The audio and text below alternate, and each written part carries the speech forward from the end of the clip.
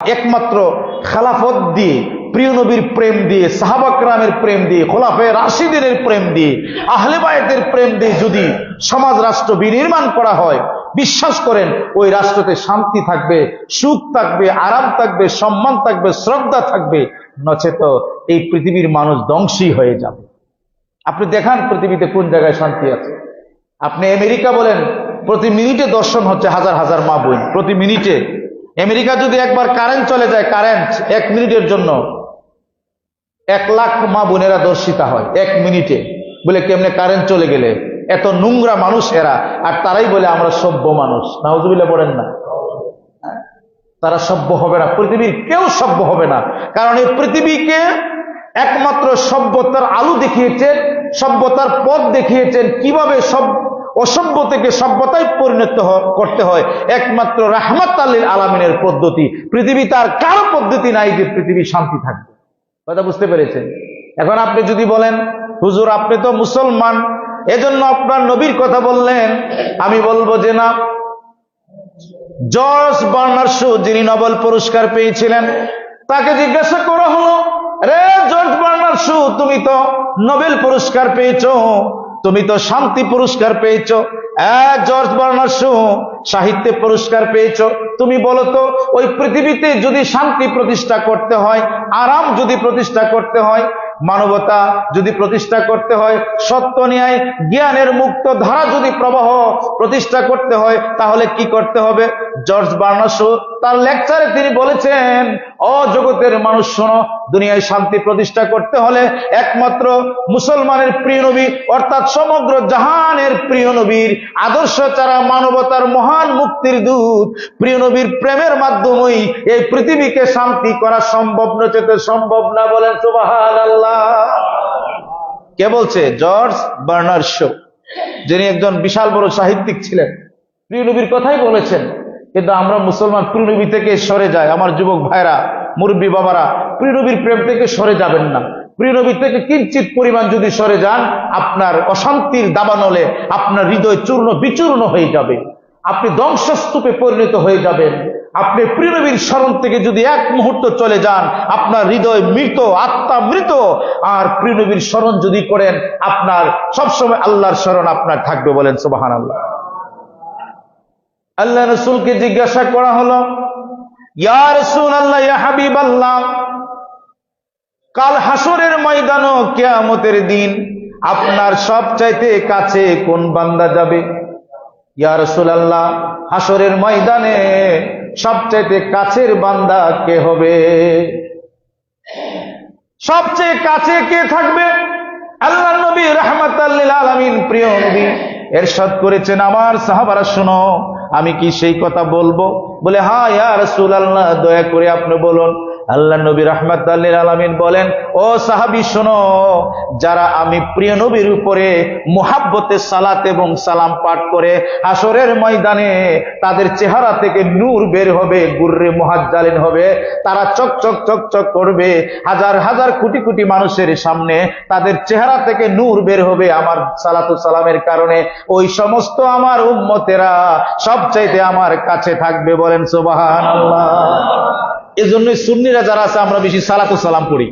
কিছু কিছু ওয়াহাবী ভাই আছে বা অন্যান্যরা আছে, এত সালাত ও সালাম কি, ইয়া নবী সালাম আলাইহি এত দরকার কি? আপনারও ইল্লা মাশাআল্লাহ অনেক মুসল্লি আছেন, যদি কয় সিন্নির কথা মানে তবারকের কথা, তাহলে সালাত ও সালাম পড়বো। আর এমনি জাগা, আজকে 2 বছর হইতেছে আমি কয়েকজন মানুষ ছাড়া মানে বেনিফিট ছাড়া কেউ রে পাইছি না নবীরে সালাম দিত। আই রে ডুপ্লিকেট নবীর প্রেমিক। হ্যাঁ, সিন্নি দিলে তাহলে সালাতু সালাম আছে, কথা বুঝছেন? আর যেদিন সিন্নি হয় না, এদিন আমরা দেখছি জায়গা, কিন্তু ইমাম খতিব সাহেবের পরে, বুঝছেন নি? আবার এটা মনে করি না যে খতিব সাহেব তো পড়তেই হবে, তার খতিব জি না। আমি যে মাদ্রাসায় পড়ছি, আমার ছাত্র জীবন থেকে যেদিন থেকে আমি বুঝতে পারছি, ক্লাস 6 থেকে আমরা 3 বার করে প্রতিদিন সালাতু সালাম পড়ছি। বলেন সুবহানাল্লাহ। এটা আমার আমল, আর কোনো আমল নাই। সালাতু সালাম সবসময় পড়ি আমরা। কেন? কারণ সালাতু সালামের উপরে আর কিচ্ছু নাই। নামাজ কবুল হইলে হইতে পারে, না হইলে না হইতে পারে, কিন্তু সালাতু সালাম নবীর প্রেমের দুরূদ শরীফ কবুল হইব।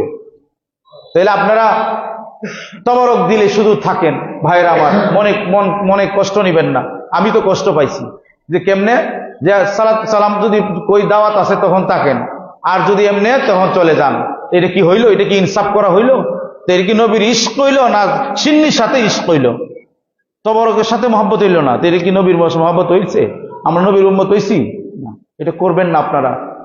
বরং সালাতু সালাম আপনি আগে থাকবেন, মসজিদ বড়া থাকবেন, নামাজ পড়ে চলে যান, এই নামাজ কবুল হবে না। আমি একজন মুফতি, আপনারা হয়তো নাও জানতে পারেন, আমি গ্রান্ট মুফতি। আমি ফতোয়া দিলাম, আমার কাছে বহুত কিতাব আছে ফতোয়ার, নবীর উপরে দুরূদ শরীফ ছাড়া নামাজ কবুল হবে না, হবে না। তো আপনি যদি চলে যান, আপনি চলে যান কেন? আপনার নামাজ হইল না তো, এটা নামাজ হবে না। আমি আপনাকে 20টা ফতোয়ার কিতাব বলতে পারবো যেখানে লেখা আছে প্রিয় নবীর সালাতু সালাম ছাড়া কোনো নামাজ কবুল হবে না। আমার ভাইরা, বেজার হইলেন নাকি? এটা ফতোয়া আপনাকে শোনাই দিলাম, নবীর পক্ষে শোনাই দিলাম। দেখেন, একটা কথা মনে রাখবেন, আপনি আমার কবরে কেউ যাবে? যাবে না। আমি সেদিন আমার খুব কাছের মানুষ, পারিবারিকভাবে আমি আলোচনা করি, তো আমি আপনাকে বলছি না 1 মাস পরে হলে আলোচনা করবেন। আমার মা, শাশুড়ি, আমার পরিবারের মানুষ সবাই বসা, আমি একটা আলোচনা করছি যে প্রিয় নবী রাহমাতুল্লাহ আলাইহি সাল্লামকে, এবং আমার মামাও ছিল, আমরা পারিবারিকভাবে এইভাবে সপ্তাহে 1 দিন হলে বসে আলাপ করি। বুঝতে পেরেছেন? আমি আলোচনা করতেছি যে আল্লাহ পাক রাব্বুল আলামিন আমাদেরকে কবরের মাঝে শুধু একটি সওয়াল করবে। আমাকে প্রশ্ন করা হলো, উনিও অনেক বড় আলেম, মামা একজন কামিল পাস, ওনা 3টা প্রশ্ন করবে। আমাকে বলে যে আপনি দেখান। আমি তো বুখারী শরীফে আপনি দেখান। তো বুখারীতে আছে, ওরে আমার কাছে তো বুখারী শরীফ আছে, উনি আর পায় না খুঁজা। মুসলিম শরীফও আছে, পাইসা না খুঁজা। এখন কইতে বাবা আপনি বলেন বিষয়টা কি? আমি কই এটা আমাদের হুজুররা ভুল ওয়াজ করছে এতদিন। বুখারী মুসলিমের মাঝে একটা প্রশ্নের কথা আছে, প্রিয় নবীকে দেখায়া বলবে, এই প্রিয় নবীকে, এই রাহমাতুল লিল আলামিনকে তোমরা চিনো কিনা? বলেন সুবহানাল্লাহ। তার বাকি প্রশ্ন মার রাব্বুকা, এটি মেসকা শরীফে, মুসলিম শরীফ কি তিরমিজি শরীফের হাদিস, বুঝতে পারছেন? নাসাই শরীফের হাদিস, বুখারী মুসলিমও নাই। তখন আপনি একটু চিন্তা করে দেখেন, আপনি যখন প্রিয় নবীকে আপনাকে যখন দেখাই দিব, প্রিয় নবীর আশেক কি বসে থাকবে না দাঁড়িয়ে যাবে? দাঁড়াই যাবে, প্রিয় নবীকে কদম চুমা দিয়ে বলবে সেই প্রিয় নবীর প্রেমিক ছিলাম আমি। আমাকে বেদাতি বলেছে, কত কি বলেছে, জিয়াফির কুর বলেছে, সিন্নি কুর বলেছে, কিন্তু আমি নবীর সালাত ছাড়ে নাই, দুরূদ ছাড়ে নাই। প্রিয় নবী বলে সে আমার গোলাম, আমার উম্মত, তাকে তুমি ছেড়ে দাও। তখন প্রিয় নবীর কদম চুমা দিব, আল্লাহ পাক আওয়াজ দিবে, আমার বান্দাকে বেহেশতের বিছানা তুমি পরিধান করিয়ে দাও। বলেন সুবহানাল্লাহ। আমার বন্ধুরা, তো প্রিয় নবীর দরকার আছে না? এই যে শবে বরাত, লাইলাতুল নিসফু মিন শাবান আমাদেরকে দান করেছেন কার মাধ্যমে? কার মাধ্যমে দান করছে? প্রিয় নবীর মাধ্যমে। মৌলা আলী শের খুদা রাদিয়াল্লাহু তাআলা আনহু থেকে একখানা হাদিসে মুবারক আছে যে লাইলাতুল নিসফু মিন শাবান যখন আসে, ইজা কানাতি লাইলাতুল নিসফু মিন শাবান ফায়াকুলু নাহারাহা ওয়া সুমু নাহারান ফায়াকুমু, দণ্ডায়মান হও লাইলাহা, রাত্রিতে, অর্থাৎ লাইলাতুল নিসফু মিন শাবান যখন আসবে তখন রাত্রিতে তোমরা নামাজ পড়ো, লাইলাতুল কিয়াম পড়ো। বলেন সুবহানাল্লাহ। তারপরে বলা হয়েছে যে ফাইন্নাহু ইয়ানজিলু, নিশ্চয়ই আল্লাহ রাব্বুল আলামিন স্পেশাল রহমত আর বরকতের নজর দান করে। কোথায় দান করে? আল্লাহ পাক আমাদের কাছে বিশেষ রহমত দান করে, বিশেষ রহমত নজরে আমাদেরকে ডাকতেছে। আলামিন, আলামিন মুস্তারজিক, আলামিন মুস্তাগফির, তোমরা কেউ আছো কি ক্ষমা ভিক্ষা করবে, ক্ষমা চাইবে? আমি রাব্বে কারীম আমার বন্ধুর খাতিরে তোমাদেরকে ক্ষমা করে দেব। বলেন সুবহানাল্লাহ। আলামিন মুস্তারজিক, তোমাদের রিজিক নাই, তোমরা অভাব অনটনে ভুগতেছ, তোমাদের প্রবলেম, চাকরি পাচ্ছ না, ব্যবসা বাণিজ্য ভালো যাচ্ছে না, রিজিকের অভাব থাকছে। আল্লাহ পাক বলতেছেন আসো ওই রাত্রিতে। প্রিয় নবী বলতেছে আমার বন্ধু আপনি বলে দিন, আল্লাহ বলছেন বন্ধু আপনি বলুন যে আপনার বান্দারা যদি, আপনার উম্মতেরা যদি ওই রাত্রিতে আমার কাছে রিজিক চান, মুস্তার আরযাকুহু, আমি তাদেরকে অসংখ্য রিজিক দান করব। বলেন সুবহানাল্লাহ। এবং যারা অসুস্থ, একটা টিপস আপনাদেরকে দেই, আপনার অসংখ্য অগণিত ডাক্তার দেখিয়েছেন, আপনি অসুখ ভালো হচ্ছে না, আপনি রুগী, আপনি এমন অসুখ যে অসুখ ডাক্তারে চিনে না, অপারেশনও ভালো হয় না, আপনি মারা যাবেন ডাক্তারে বলে দিল। হ্যাঁ, যদি এরকম জটিল রোগ আপনার থাকে, প্রিয় নবী বলছেন, আল্লাহু আকবার, বলছেন আমার বন্ধু আলামিন, আলামিন মুবতালান আমার বন্ধু, আপনার কোন উম্মত যদি অসুস্থ থাকে, তাহলে তারা যদি এই লাইলাতুন নিসফু মিন শাবান শবে বরাতের রাত্রিতে এক ফোঁটা চোখের পানি ফেলে দেয়, আর যদি বলে আল্লাহ আমার এই জটিল রোগটা যেন কমিয়ে যায়, আল্লাহ পাক রব্বুল আলামিন বলছে বন্ধু আপনি বলুন এই কঠিন রোগকে আমি নিরাময় করে দেবো। বলেন সুবহানাল্লাহ। আরে আপনি টেস্ট করে দেখেন, যদি আপনার কোনো জটিল রোগ থাকে শবে বরাতে এসে কান্দেন আল্লাহর দরবারও, সালাতু সালাম পড়েন, আপনার রোগ আর থাকবে না। প্র্যাকটিক্যাল, এগুলি কিচ্ছা কাহিনী নয়। আল্লাহ রাসূল সাল্লাল্লাহু আলাইহি ওয়াসাল্লাম বলেছেন প্রিয় নবী একটা কথা মুবারক, প্রিয় নবীর লামস মুবারক বৃথা নয়, যা বলেছে পুঙ্খানুপুঙ্খ সত্য, কিয়ামত পর্যন্ত তা ঘটতেই থাকবে। সুবহানাল্লাহ।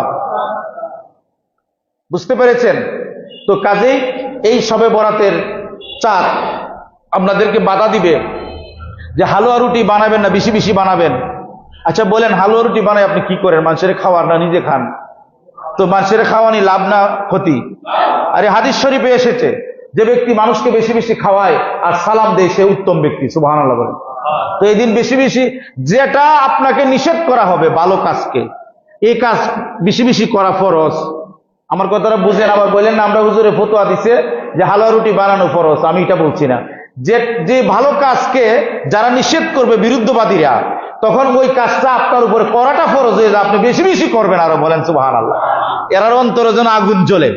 আপনি হালুয়া রুটি করবেন, গরিবকে দান করবেন, নিজেও খাবেন, পাশের বাড়ির মানুষকে দান করবেন, অসংখ্য গণিত দান করবেন, খাইতেই থাকবেন। আর যে নিষেধ করে এরও কিছু দিয়েন। সুবহানাল্লাহ কর না? এরও কিছু দিবেন। যারা নিষেধ করে তার গরু আপনি কিছু পাঠাই দিবেন। এটা আল্লাহ রাসূলের হাদিস শরীফ আছে। তো প্রিয় নবীর সুন্নতকে যারা বেদাত বলে, প্রিয় নবীর সুন্নতের উপরে যারা আঙ্গুল তুলে, তারা মুমিন থাকতে পারে না। মা আয়েশা রাদিয়াল্লাহু তাআলা আনহা থেকে হাদিস শরীফ, শাহ ওলিউল্লাহ মুহাদ্দিসে দেহলভী রাহমাতুল্লাহ আলাইহি, শাহ আব্দুল আজিজ মুহাদ্দিসে দেহলভী রাহমাতুল্লাহ আলাইহি, মাদারুন নবুওয়াত শায়েখ আব্দুল হক মুহাদ্দিসে দেহলভী রাহমাতুল্লাহ আলাইহি সহিহ হাদিস বয়ান করতেছেন। একবার মা আয়েশা রাদিয়াল্লাহু তাআলা আনহা তিনি বলেন, আমি ঘুম থেকে জাগ্রত হয়ে বিছানায় হাত দিয়ে দেখলাম প্রিয় নবী বিছানায় নাই। সুবহানাল্লাহ বলেন। তো আমি চাদর মুড়ি দিয়ে আমি প্রিয় নবীর সন্ধানে চলে গেলাম। তো তিনি ভাবছে যে প্রিয় নবী হয়তো অন্য কোনো স্ত্রীর কাছে গেছে, অন্য কোনো আম্মাজানের কাছে গেছে যে কথা বলার জন্য, বা অন্য কোনো জরুরতে গেছে। তখন তিনি প্রিয় নবীকে খুঁজতে শুরু করলেন। খুঁজতে খুঁজতে কোনো জায়গায় যখন পেলেন না, হঠাৎ করে জান্নাতুল বাকির দিকে মা আয়েশা রাদিয়াল্লাহু তাআলা আনহার চক্ষু গেলেন এবং দেখলেন প্রিয় নবী হাত মোবারক তুলে কাঁদতেছে। বলেন না সুবহানাল্লাহ। আল্লাহর নবী রাহমাতাল লিল আলামিন হাত উঠায় বললেন, আল্লাহুম্মা আগফির উম্মাতান, আল্লাহুম্মা আগফির উম্মাতান, আল্লাহুম্মা রাব্বি হাবলি উম্মতি, আল্লাহুম্মা রাব্বি হাবলি উম্মতি। হে আল্লাহ তুমি আমার উম্মতকে আমাকে দিয়ে দাও, আমাকে দিয়ে দাও, আমার উম্মতের গুনাহকে তুমি মাফ করো। আল্লাহ আজকে শবে বরাতের রাত্রিতে, পূর্ণিমার চাঁদের রাত্রিতে আল্লাহ তুমি আমার উম্মতকে মাফ করে দাও, আর আমার গুনাহগার উম্মতকে আমার হাওলা করে দাও। বলেন সুবহানাল্লাহ।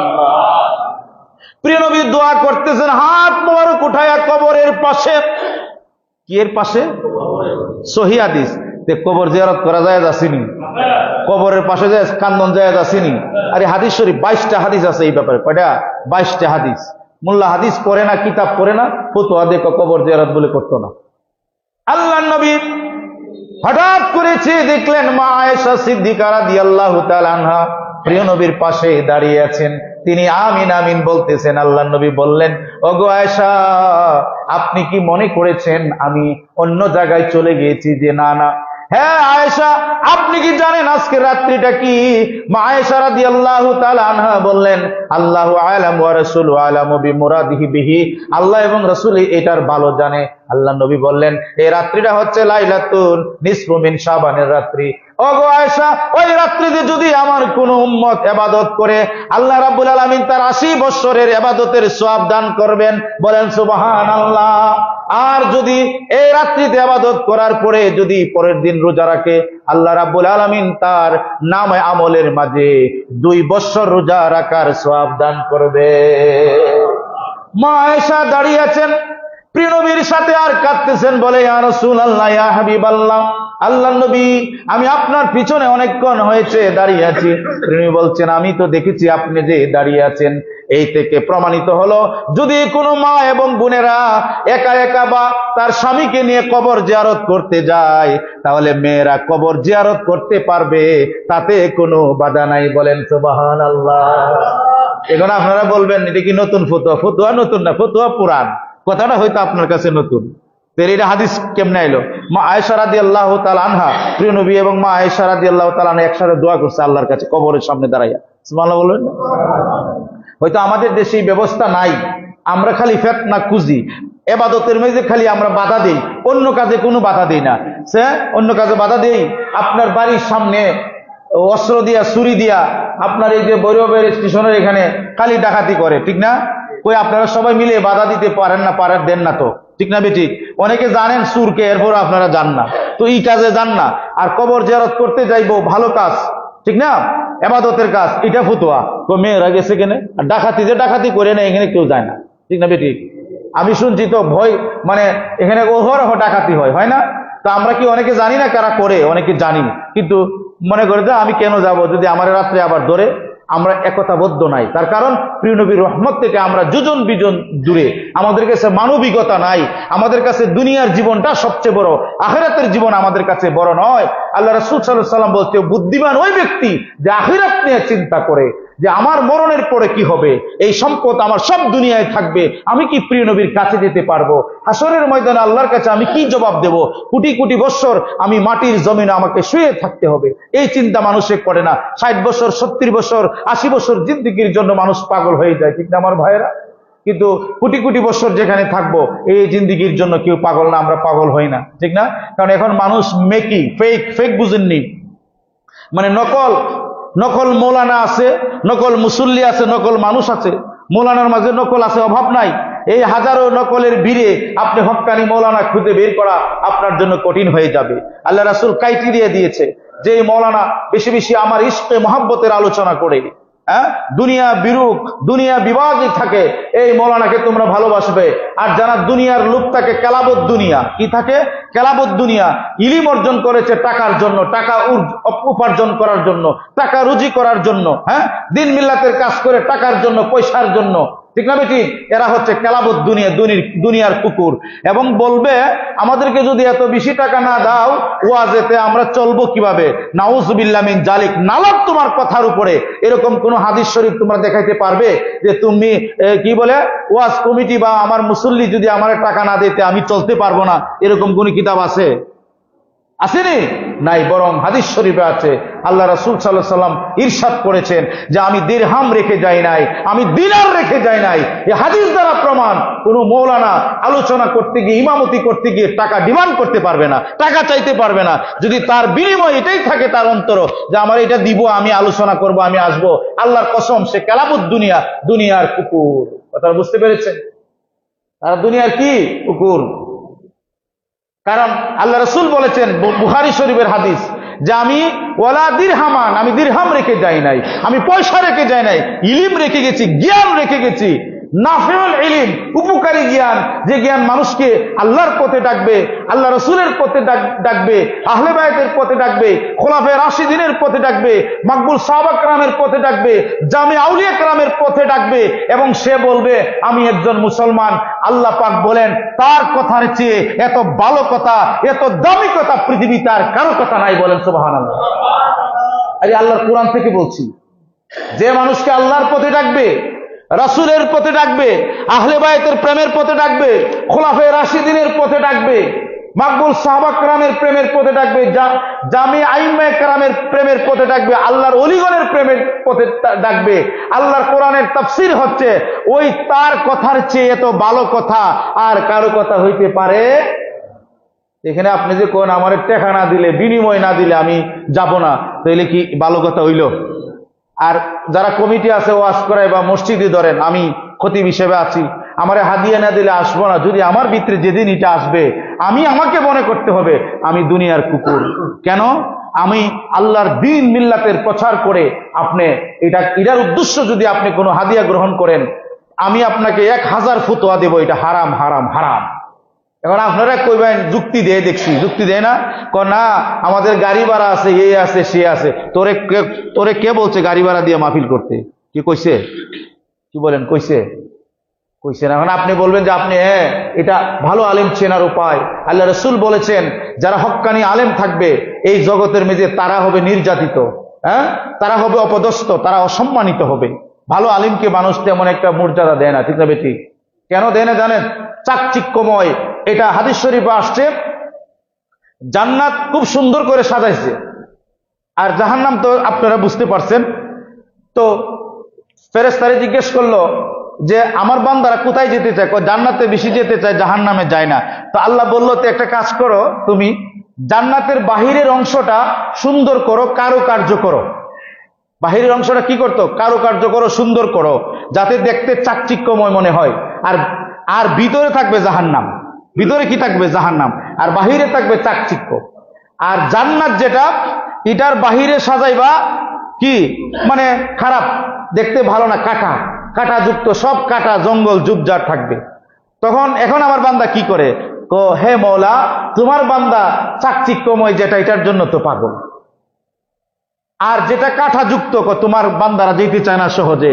আল্লাহ পাক বলে এটাই হচ্ছে মূল কথা, যে পৃথিবীর বাহিরটা, পৃথিবী মানুষ লোভ করে বেশি, অর্থের লোভ করে, সম্পদের লোভ করে, নারীর লোভ করে, নিজেকে বড়ত্বর লোভ করে। কারণ ওই যে জাহান্নাম যেটা বাহিরে চাকচিক্য, কিন্তু ভিতরে জাহান্নাম। আর বেহেশত অর্থাৎ যারা ইমানদার তাদের জন্য পৃথিবীটা কষ্ট, তাদের জন্য, ইমানদারের জন্য পৃথিবীটা জেলখানা। আর কাফের মুশরিকের জন্য, বা যারা কলেমা পড়ছে এরকম অনেক মুসলমান মুমিন আছে নামে, কিন্তু তারা জাহান্নামের, তারা দুনিয়ার চাকচিক্য নিয়ে ব্যস্ত। আল্লাহ রাসূল এই জন্যই বলেছেন এই পৃথিবীটা হচ্ছে ইমানদারের জন্য জেলখানা। সুবহানাল্লাহ।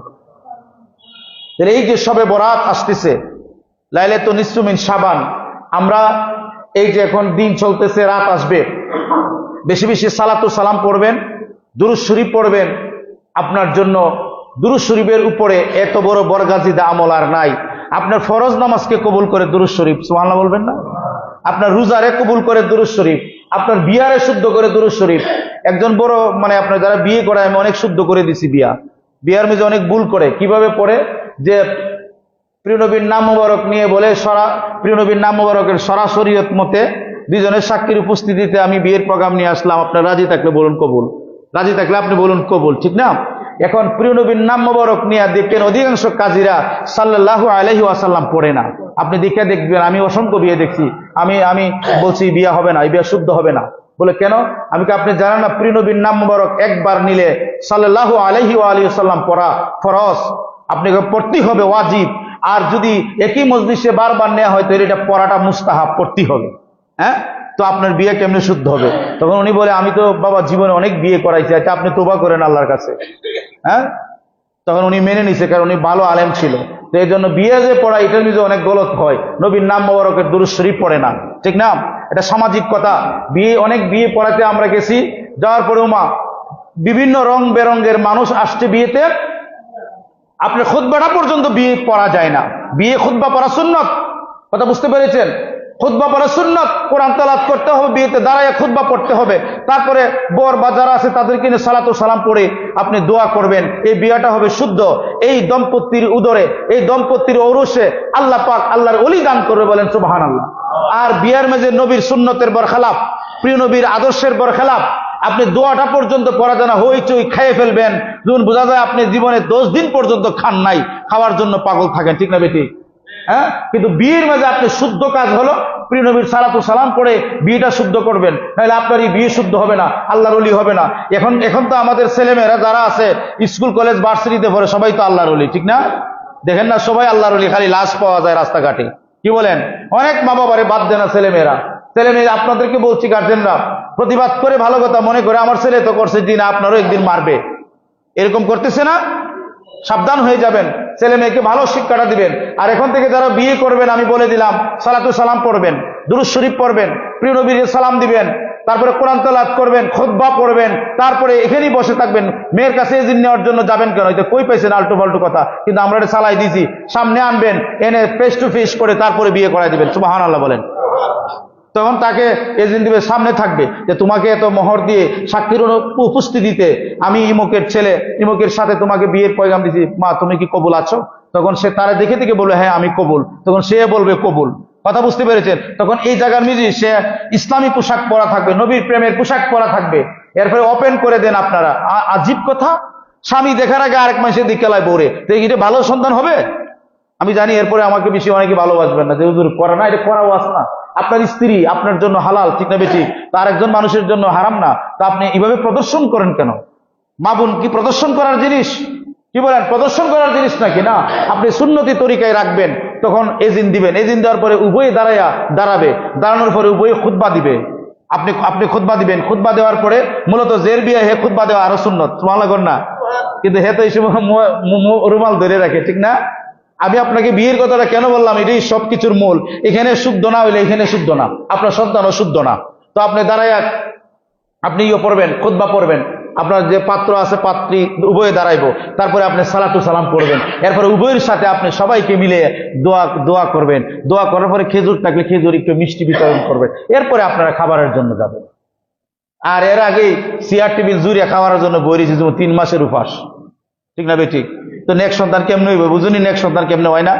আগের মা বাবারা কি করতো, আগের মা চাষিরা কি করতো, আপনার এই এমনিতে কিন্তু করে ফেলতো।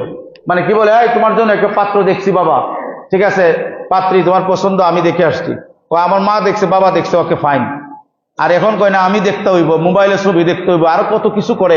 এর লেগে সন্তানই মোলা হয়, ভিন্ন ভিন্ন হয়। আল্লাহ পাক আমাদেরকে প্রিয় নবীর সুন্নত মুবারকার সাথে আমল করার তৌফিক দান করেন, বলেন আল্লাহুম্মা আমিন। এরপরে আরেকটা কথা, মসজিদে বিয়ে হইলে আরো বালা, সুবহানাল্লাহ কইবেন না? আপনারা জানি আমার কাছে আইন না বিয়ে পড়াবেন না, কিন্তু খতিবের কাছে যদি বিয়ে না পড়ান, বিয়েটা পুরাপুরি শুদ্ধ হয় না। কথা কয় না? এটা কি ভুল কইছি নাকি? মনে করছেন নতুন ফতোয়া? না না না, আপনি খতিবকে দিয়ে বা আপনি ইমামকে দিয়ে বিয়ে পড়াইতে হবে, এটা শুদ্ধ। কারণ মাশাআল্লাহ, দেখছেন, তাহলে তো আপনারই প্রমাণ। যাই হোক আমার বন্ধুরা, আজকে তো 7 ফেব্রুয়ারি, ঠিক না? আপনাদের যে গরিপুর কবরবাসীর স্মরণে যুব সমাজের উদ্যোগে ইমানি সম্মেলন ও সালাতু সালাম মাহফিল আছে। যারা আপনারা যেতে চান যাইবান। প্রধান মেহমান যিনি, আমাদের পবিত্র যে কোরআন শরীফ আছে না, এই 3 খণ্ডে উনি তাফসির করছে, বলেন আলহামদুলিল্লাহ। আপনারা যে 2-4 মিনিট আমি কষ্ট দেব, এটা বলা উচিত, কারণ আমার এই জবানটা কি জন্য বানাইছে? আল্লাহ রাসূলের কথার জন্য, ভালো কথার জন্য, না খারাপ কথার জন্য বানাইছে? তো উনি কোরআন শরীফকে তফসির করেছেন। এই পৃথিবীর মাঝে একমাত্রই উনি যে কোরআনকে তফসির করেছেন বাংলা ভাষা দিয়ে, বলেন সুবহানাল্লাহ। 3 খণ্ডে এবং বিস্তারিত ভাবে লিখেছেন। ক্লাস 1, 2, 3, 4 এর বাচ্চারা রিডিং পারে, এও পড়তে পারে। কিন্তু এই বইটা আপনারা কেউ বাচ্চারা কিনা দেই না, বুঝছেন নি? অনেক দাম। তো আমি 2-3 জনকে গিফট করছি, কারণ সবাই গিফট করা যায় না, কারণ এটা তো অনেক দাম আছে। দাম কি 2-2.5 হাজার টাকা। প্রত্যেকের ঘরে ঘরে তফসিরটা থাকা দরকার। এই তফসিরের মাশাহুদ্দিন বুখারী শরীফ উনি 5 খণ্ড ওটা বাংলা তর্জমা করে দিছে। তিরমিজি শরীফ করছে, প্রায় শতাধিক কিতাব লিখছে। ইমামে আহলে সুন্নাত আল্লামা সৈয়দ সাইফুর রহমান নিজামী শাহ, বলেন মারহাবা। উনারে অনেক মুরিদ হন বা না হন, এটা আমার বিষয় না। মুরিদ হইলেও ভালোবাসবেন, না হইলেও ভালোবাসবেন। ইনি একজন হক্কানি আলেম, বলেন সুবহানাল্লাহ। আতায়ে রাসূল, আল্লাহ রাসূলের বায়াতে রাসূল তিনি নেন।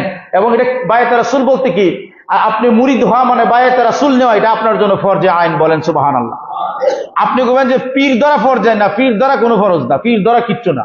তবে মুর্শিদ ধরা, হক্কানি মুর্শিদ ধরা, হক্কানি মুর্শিদের হাতে বায়াত হওয়া, এটা ফরজ, সুবহানাল্লাহ বলেন। পীর ধরা ফরজ না, পীর অর্থ বুড়া, এটা ফার্সি শব্দ। আমাদের সমাজে একটা বেজাল লাগাই দিছে ফার্সি শব্দ দিয়া, এটা বুড়া মানুষের কাছে যাবো না। না, যারা বায়াত রাসূল নেই ওনাদেরকে বলা হয় মুর্শিদ। কি বলা হয়? আল্লাহর কোরআনে আছে। যাই হোক, কত বড় একজন আলেম আসবেন, আপনারা যদি যারা যেতে ইচ্ছুক বা যেতে পারেন যাবেন। এত বড় আলেমের চেহারার দিকে চাইলে সগীরা গুনাহ ধরে পড়ে যায়, বলেন সুবহানাল্লাহ। উনি বায়াতে রাসূল নেই, বায়াতে রাসূল। এই বায়াতে রাসূল যদি আপনি না নেন তো ইমানদার হবেন না। কোরআনে আছে, আমি 23টা ডকুমেন্টস দিছি কোরআন থেকে, আমার অনেক লেকচার আছে এটার উপরে, আর আমি এটার উপরে 1 বছর পড়াশোনা করছি, বলেন আলহামদুলিল্লাহ। শুধু বায়াতে রাসূলের উপরে, কারণ আমি যে জায়গায় থাকি সিলেট, বায়াতে রাসূল মানে না অনেকেই, 1-2 জনে মানে। এখানে আমি প্রতিনিয়ত যুদ্ধ করতে হয়, কিলাকিলি না, তর্কের যুদ্ধ, জ্ঞানের যুদ্ধ করতে হয়। কিলাকিলিলেও তো আমি পারতাম না, কারণ এরা লোক বেশি। কিন্তু জ্ঞান দিয়ে আসো, টেবিলে বসো, তখন বোঝা যাবে তোমার কুদ্দুর জ্ঞান আর আমার কুদ্দুর জ্ঞান, ঠিক না বেটি? মুখের জ্ঞান না, আপনি ইলিম থাকতে হবে, নবীর পক্ষে থাকতে হবে। আমার বন্ধুরা, তাহলে ওই বায়াতে রাসূল গ্রহণ যারা করছেন আপনারা করবেন, এটা আমার উপরে দায়িত্ব এবং ফরজ। আমার প্রিয় মুসলিয়ান একরাম, যারা বায়াতে রাসূল নেন নাই তারা বায়াতে রাসূল নেবেন এত বড় একজন মহান ওলির কাছে। বলবেন ওনার কথা বলছেন, অন্যর কাছে নিলে, হ্যাঁ, যারা আল্লাহর ওলি যে কোনো জায়গার মধ্যে বায়াতে রাসূল নিলে হবে, বলেন সুবহানাল্লাহ। আপনি যে ওনার কাছে বায়াত গ্রহণ করতে হবে তা কোনো কথা না। আরো আল্লাহর ওলি অভাব নাই, অসংখ্য গণিত আছে, এদের কাছে আপনারা বায়াতে রাসূল নিয়ে নেবেন। আর উনি বর্তমান বিশ্বে সবচেয়ে বয়োজ্যেষ্ঠ, মানে 111 বছর চলবে সামনে সবে কদর আসলে, হ্যাঁ, সুবহানাল্লাহ বলেন না। 7 বছর বয়সে কোরআনের হাফেজ হয়েছে। কত বছর? 7 বছর বয়সে কোরআনের হাফেজ আল্লামা সৈয়দ সাইফুর রহমান নিজামী সাহেব। হ্যাঁ, এবং আপনি লন্ডনে, তারপরে ক্যামব্রিজে, ম্যানচেস্টারে তিনি গেছেন, এবং সেখানে শবে বরাতের উপরে ওই সেই মৌলানারা বলছে শবে বরাতের উপরে কোনো হাদিস নাই, দলিল নাই, তিনি সেখানে বসে বসে কিতাব লিখে জবাব দিছে, সুবহানাল্লাহ। তারা বলে বেদাত। উনি মসজিদে বসে আছে, কিং ক্রস জামে মসজিদে, ইংল্যান্ডের কিং ক্রস জামে মসজিদ, 5000 লোক হয়, উনি একা বসে আছে, কেউ আর আয় না। পরে কো না, অসুবিধা নাই, করা যাইব, তবে একা একা করলে ভালো, বলেন না সুবহানাল্লাহ। হ্যাঁ, তাহলে এত বড় একজন মহান হাস্তি, মহান আলেম আসবে, তো ওনার কাছে বায়াতে রাসূলটা গ্রহণ করে নেবেন, মানে মুরিদ হয়ে নেবেন আপনারা। বায়াতে রাসূল নেওয়া ফরজে আইন, নীতি হবে। আমরা বুঝি না বা আমাদেরকে বোঝানো হয় না, কিন্তু মূলত বায়াতে রাসূল নিতে হয় একজন ইমামের কাছে নিতে হয়, কিন্তু আমরা যারা ইমাম সাহেব আছি যোগ্যতা আমরা নাই। এজন্য আপনি নিবেন যারা যোগ্য বায়াতে রাসূল, যারা ইজাজত পেয়েছে বায়াতে রাসূলের হক, তাদের কাছে নিবেন। কিন্তু এরকম ইমাম তো আপনারা রাখতে পারবেন না, আমরা তো এটা নাও। কথা বুঝছেন নি? আল্লাহ পাক যেন আমাদেরকে বায়াতে রাসূল নেওয়ার তৌফিক দান করেন, বলেন আল্লাহুম্মা আমিন। আমার বন্ধুরা, শেষ কথা হচ্ছে আপনাদের সাথে, আজকের এই জুমার সামনে শবে বরাত আসবে, বেশি বেশি জিকির করবেন, ইবাদত করবেন, নামাজ পড়বেন, আর বেশি জিকির করবেন। জিকির জিনিসটা কি এটা পরবর্তীতে আমি বলে দেব। এরপরে নামাজ পড়বেন, আর 3000 বার কমপক্ষে দুরূদ শরীফ পড়ার চেষ্টা করবেন 1 মাসের ভিতরে। আরো তো অনেক বেশি পড়ে, তবে কমপক্ষে নিম্নমান 3000 বার দুরূদ শরীফ পড়বেন। যদি পড়েন আপনার জীবনের সব গুনাহ মাফ হয়ে যাবে, সুবহানাল্লাহ। আল্লাহ পাক যেন আমাদেরকে তৌফিক দান করেন, বলি আল্লাহুম্মা আমিন। আলহামদুলিল্লাহি রাব্বিল আলামিন, আসসালাতু ওয়াসসালামু আলা ওয়া আলা আলিহি ওয়া সাহবিহি আজমাইন। আল্লাহ, আমরা যা আলোচনা করলাম, যা কিছু পড়লাম, ভুল ভ্রান্তি বেয়াদবি মাফ করে দাও। আয় আল্লাহ, তোমার হাবিব